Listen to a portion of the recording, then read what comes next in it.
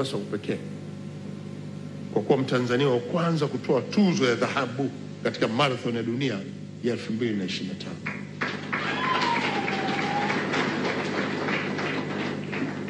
Haya ndo mashindano makubwa zaidi ya riadha duniani baada ya michezo ile ya Olimpiki, yakihusisha wanariadha bora kutoka mataifa yote duniani.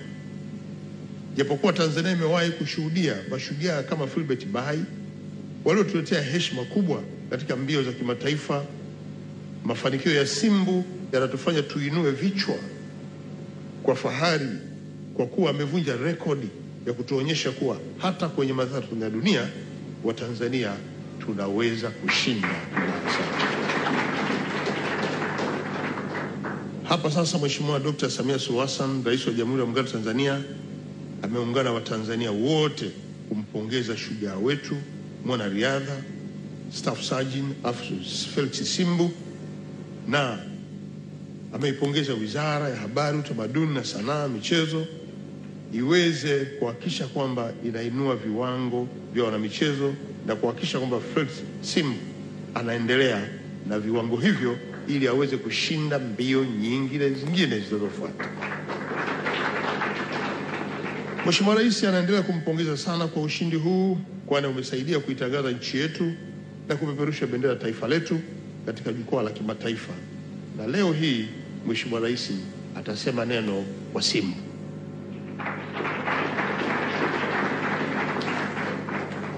Ushindi huu katika mashindano ya kimataifa umeletea heshima kubwa sana taifa letu. Ndugu wa Tanzania, ni lazima tujenge tabia kuendelea kuthamini wanaotuletea heshima katika nchi yetu. Tumefanya vizuri katika mbio mbalimbali, tumeweza kuwatambua mabingwa mbalimbali waliowakilisha Tanzania kule duniani na kufanya vizuri.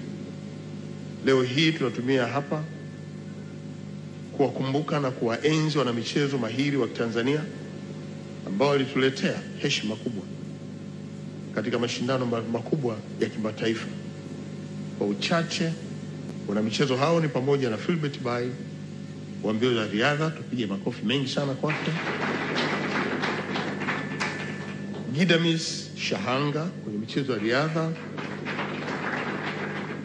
Juma Ikangaa naye pia kwenye riadha, na Suleiman Nyambui vile vile kwenye riadha. Mwingine ni Hassan Matumla, bondia,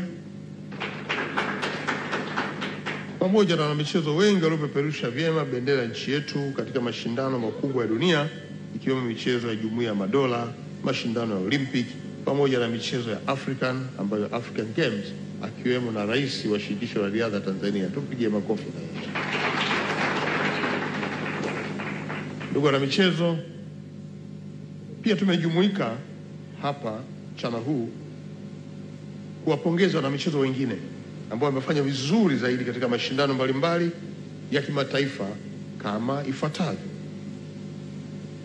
Timu ya mpira wa miguu ya wanawake JKT Queens wameshinda ubingwa mashindano ya CAF Women League Sekafa Qualifier 2025 yaliyofanyika nchini Kenya tarehe 16 Septemba mwaka huu 2025 na kufuzu kushiriki mashindano ya klabu bingwa Afrika yatakayofanyika nchini Misri mwezi Novemba mwaka huu. Tuwapigie makofi mengi sana.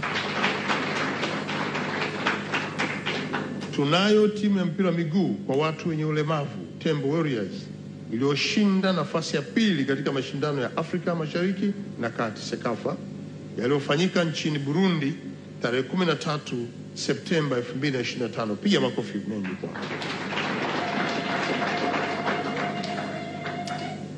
Vile vile tunayo timu ya taifa ya vijana ya cricket ambayo imefuzu kushiriki kombe la dunia ambayo itashiriki kombe la dunia mwaka 2026 nchini Zimbabwe. Tuwapigie makofi mengi sana.